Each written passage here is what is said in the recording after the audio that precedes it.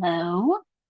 So today we are going to be discussing embracing the random, which is a look into code hijacking and the presented solution, which is Shuffler. So a little bit about code hijacking. So there are a couple different techniques and attacks that exist, and a couple that we've already been able to mitigate against, but it's still important to keep them in mind and to highlight them as they are still valid attacks that do exist in our current life. So, one of those is code injection. Code injection attacks happen when an attacker injects text into a request to an interpreter. That is, that a request is being made to an interpreter to interpret the text into code.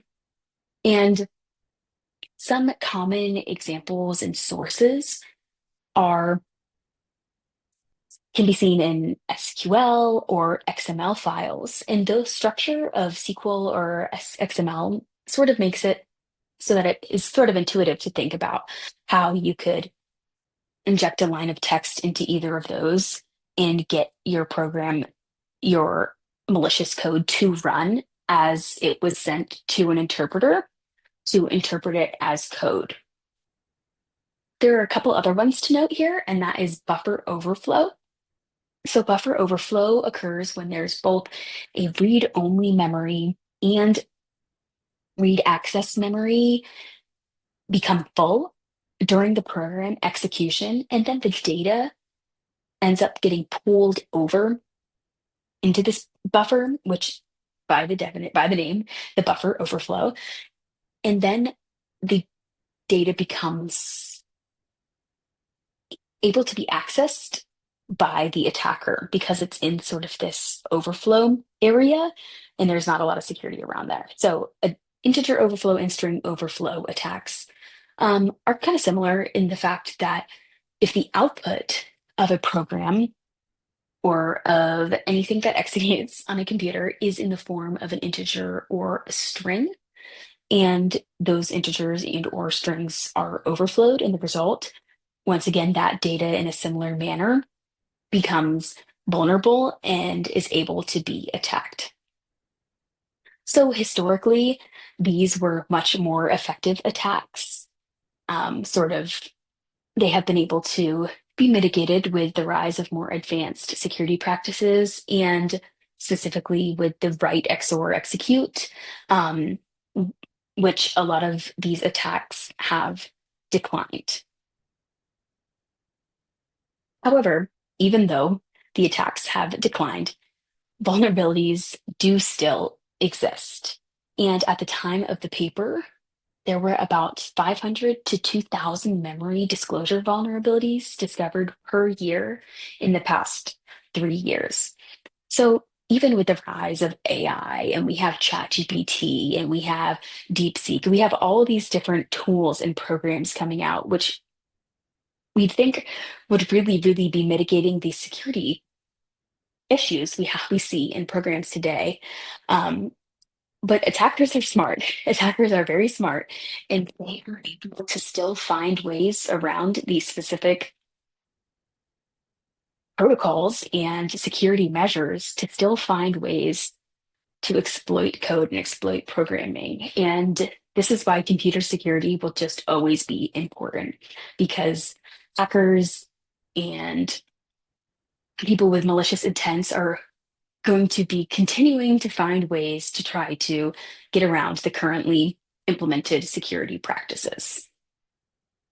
So, if we want to think about security maybe in a different way, we could consider a game of hopscotch. In case you forgot, this is what a hopscotch map looks like. I remember learning on just the playground, or I had little a play mat in my house when back in elementary school. A popular game. And if you have never played it, or I guess we can call it a game, if you've never played it or seen somebody do hopscotch, the idea is that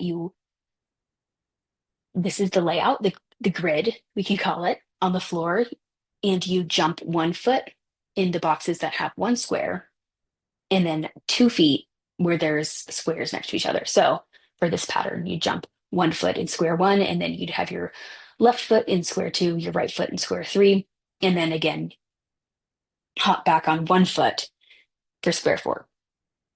So that's where the name hopscotch sort of comes from. Now, how on earth does this relate to computer security? Um, I decided to use this example because, I wanted to pick something a little bit more well known and um, simple and see how we can relate it to more advanced topics. So we spent some time at the beginning discussing code injection and kind of what that looks like and how that looks like an attacker fitting their own code. So code that is not already in the source code of the program, kind of putting their own code into the program to run and get their own outcome. So if we were to think of this hopscotch map as sort of our code layout, we could see a code injection being inserting another block, if you will, to this map. So when our map is being interpreted, we would see a different pattern where number four is, and instead we would be able to run this malicious code. So I know it's a little bit of an abstract example, but bear with me. Now, let's consider if we were an attacker and we were trying to attack this hopscotch map, and we knew that there was a different sequence of instructions or steps we could execute to reach the same path. So let's say, for example, we knew that we could jump to seven and then five and six, and it would give us a output of 10. Now, this is a totally different path in a different order, but since we know the locations, or in an analogous way, the address spaces of these specific blocks, we know that we can construct our own roadmap to create a certain execution. So I know that that was a little bit of a big analogy and was a little bit abstract, but this relates to return oriented programming, or ROP. So this is a form of control flow hijacking. And in this control flow hijacking, the user finds gadgets within the assembly code, and these are usually just short, 2, 3 line sequences of assembly code that usually all end in a return statement. And the idea behind this attack is that you find a segment of these different gadgets and you can piece them together for a specific sequence of execution, which could potentially be malicious or lead to obviously different intent and stack control. And a huge thing about hijacking, as the name suggests, is gaining that stack control. So you may be wondering, okay, how does that happen? So by overwriting the stack pointer, this could be through just a buffer overflow, the attacker is able to set a specific address location in that return, which then will point to their specific call stack that they have created with a sequence of gadgets that, since they know the address locations of the different gadgets within the code, they can string together their own gadget chain, as it's usually called, to sort of create this chain effect of their own, I'm sorry, not their own, but a specific sequence that the attacker chooses. So, sort of in visual sense, if this is our current frame with our buffer overflow and our rewritten address that we have attacked and essentially taken over, this rewritten address we can see here will point to our stack, as I was saying before, with our different gadgets strung together. And we know that after this gadget is popped off the stack, then we'll be able to go to our next gadget because we specifically know the addresses since they were defined in the assembly code, which allows us to totally exploit the program in this really, I found it a very interesting attack. I had never thought before of um, somebody taking specific pieces of already pre-existing code. I think that that is what makes this attack so unique and also so difficult to defend against, is that it's not injecting any new code. It uses already existing code and just pieces it together in a certain way to totally take over the program. Now, there are a couple of defenses that do exist and we do know about, and they're discussed in the paper, and that is control flow integrity and code randomization. So, control flow integrity is where each of the indirect branches follows a specific control flow graph. And this control flow graph can be um, sort of like in mathematical graph form. That's the kind of graph we're thinking about here, not like line graph, plot graph. And there's also a couple different types of control flow integrity, which could be a coarse grained or a fine grained control flow integrity. Code randomization is a technique that is done at load time, which makes the addresses unpredictable with every load. So, in terms of this hopscotch example that I was going along with at the beginning, the control flow integrity would require that the code in all different branches that it takes will still follow that main layout of the original 1 through 10 hopscotch map. And we'll discuss a little bit more about this idea of code randomization. But code randomization here is would be sort of moving the squares so the attacker might never know the next move, and you might never know what number square or what layout of square would come next. So this code randomization works only in the load time, but this kind of begs the question, and you can take a second to think about it. What if the attacker could get the addresses at runtime? And kind of what does that look like? And how much time would they have to execute the attack? Is the attack even possible? And so this attack does exist, and it is a just-in-time ROP attack, sort of as the name says, just in time.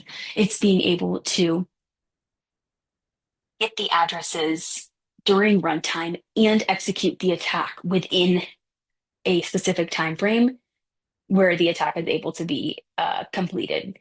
Uh, so this brings us to the proposed solution and how Shuffler was born. So this is the research paper by David Williams King and Graham Gobeski, and they created Shuffler, which is a fast and deployable continuous code re-randomization tool.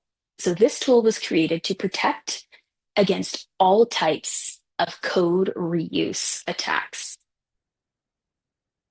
So looking into a little bit of the methodology behind the paper, there were three main categories that were taken into consideration during their design process. So that is deployability, security, and performance. So for deployability, the idea that makes Shuffler so unique is that it can be deployed within the user space and it can run in parallel and within the same user space just allows for a much easier deployment and integration into your workflow, which I think is something super unique about this tool. Additionally, they need no access to source code and it can run just totally alongside it. This also runs on x86 64 Linux.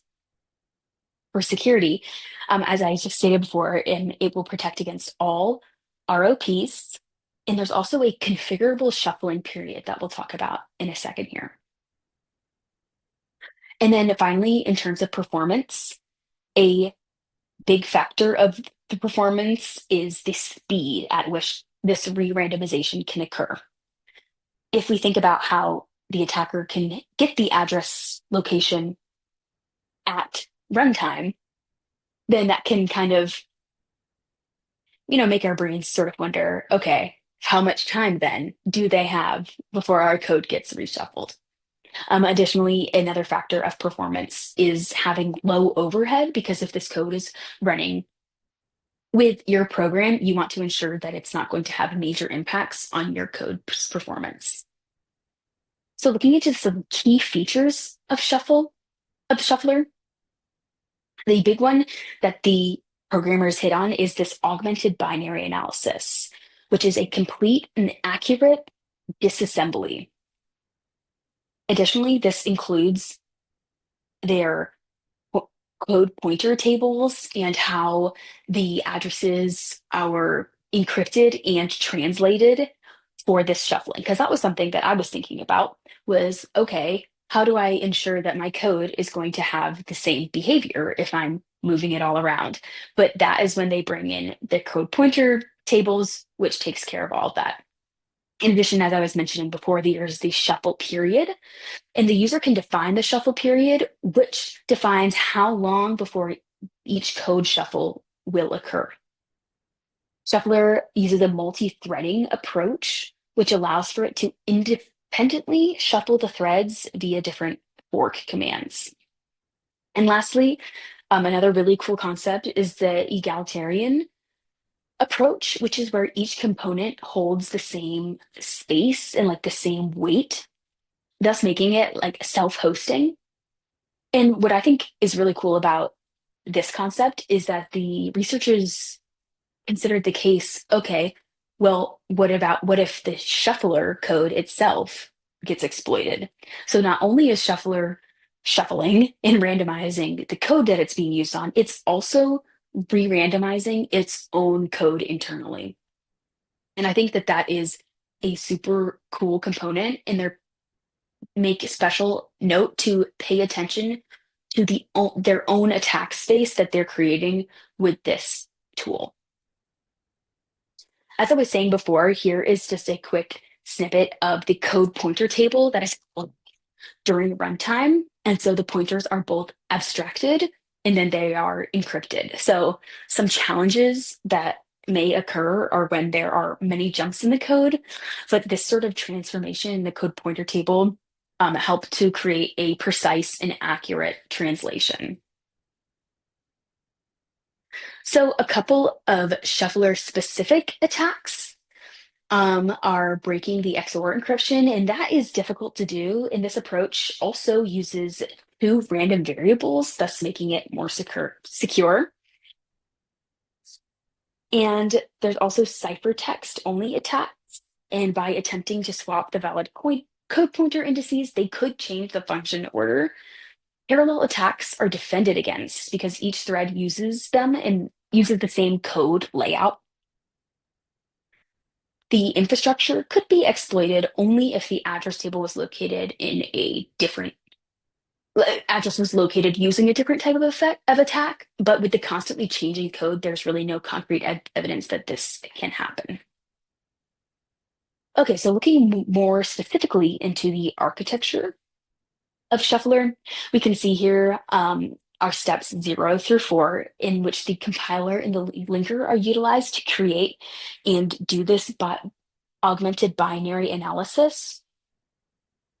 And with this augmented binary analysis, then it can be used for the binary rewriting, which is creating this code sandbox in which the shuffler then can regenerate the code within it and create these different implementations of the program in different randomizations of the program. So now the results. Does Shuffler even work? So here's a graph depicting the Shuffler performance on the Spec CPU 2006 suite. With the different shuffling rates, as you can see in kind of this top legend right here, is that the average overhead for shuffling just once was 7.99%. For 200 milliseconds shuffling, it was 13.5%. It was 13.7% for 100 milliseconds and 14.9% for 50 milliseconds of shuffling. And this shuffling is the uh, configurable shuffling rate that I was mentioning before as one of the key features of this program. So most of the work is done asynchronously, offloading to another separate CPU. The only synchronous overhead is during this stack unwinding process. So currently, the most closely related system is TSAR, which had a performance overhead of about 15 to 20% more than relative to the baseline of these compared shufflers. A little bit more into results. Here we can see two graphs. So additional tests were done on the Engine 4.6 server, and the thread overhead here is still reasonable, being around 85 to 90% of the baseline throughput, as we can see the baseline being this red line depicted in the graph. And on the right side is using four cores. I'm so sorry. On the left side, using four cores. And then on the right side, we can see that is using 12 cores, so the full power. And we can see from the graphs here that there's still relatively good throughput, indicating that the threads don't significantly have an impact on the system performance, which again is one of those key features that multi-threading functionality of Shuffler. And then once again, here's just another graph that depicts sort of the effectiveness on the program on the Spec 2006 test suite. And then finally into the discussion. So there were both strengths and weaknesses in this paper. So address pointing translations, in-depth background information, and having a simple yet effective design were definitely some of the highlights and the strengths of this paper. I think that sort of as depicted in the architecture layout, this program was easy to comprehend as a reader who didn't have a lot of outside knowledge on this topic. I also thought that the address translation and the address pointer translations was extremely impressive and was this augmented binary analysis is very useful and will be very useful even applied in different projects in different areas. However, some weaknesses or flaws I saw within the paper was that there were many assumptions made about the specific environment that you had to have in order to use Shuffler in your program. There were also some unpredictable shuffling latencies that could occur with with the multi-threading approach. Additionally, I think that there was a little bit of a lack of in-depth discussion and analysis of the specific attack experiments. So some of the main takeaways and main contributions of this paper is that it successfully re-randomizes code and defends against the ROP attacks. It operates within the same user space as the code. Only 0.3% of the running time of your program is actually used, and it shuffles every 50 milliseconds with 14.9% overhead. And 50 milliseconds is really not enough time for any attacker to be able to get the address locations and run the attack. Some kind of future work that these contributions could lead to is mainly highlighted in the egalitarian technique in emphasizing that we need to, as programmers and as security engineers, take consideration into the attack spaces that our programs create. And I think that that is definitely one of the main highlights of this paper. And here are my sources that I used. And thank you so much for listening.